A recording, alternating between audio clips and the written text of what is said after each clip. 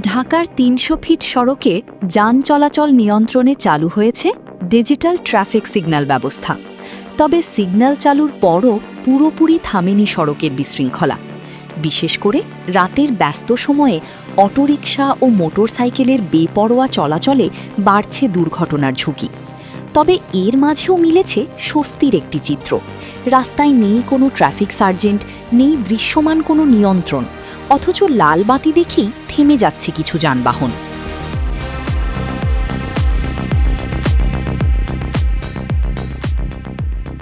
তিনশো ফিট সড়কের গুরুত্বপূর্ণ এই মোড়ে যানবাহনের চাপও বেশ।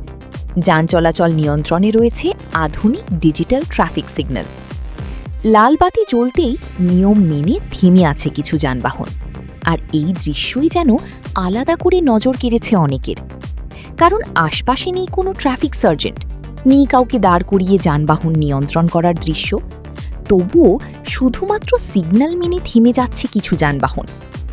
বাংলাদেশের সড়কে যেখানে অনেক সময় ট্রাফিক পুলিশের উপস্থিতি ছাড়া সিগন্যাল মানার প্রবণতা কম দেখা যায়, সেখানে এমন দৃশ্যকে ব্যতিক্রমী এবং আশাব্যঞ্জক বলছেন অনেকেই।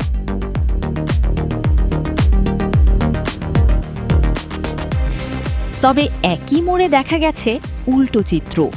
ডিজিটাল সিগন্যালের তোয়াক্কা না করে কেউ কেউ এগিয়ে যাচ্ছেন লাল বাতি অমান্য করে।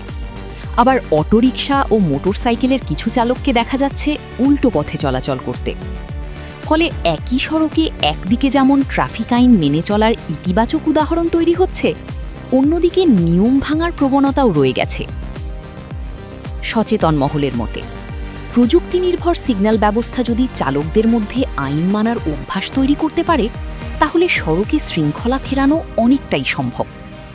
তবে সিগন্যাল অমান্যকারী ও উল্টো পথে চলাচলকারী যানবাহনের বিরুদ্ধে নিয়মিত নজরদারি এবং কঠোর ব্যবস্থা নেওয়ার দাবিও রয়েছে।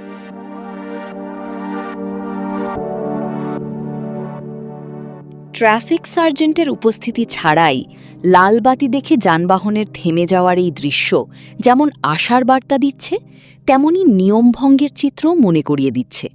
সড়কে শৃঙ্খলা ফেরাতে প্রযুক্তির পাশাপাশি প্রয়োজন চালকদের সচেতনতা এবং আইনের কঠোর প্রয়োগ।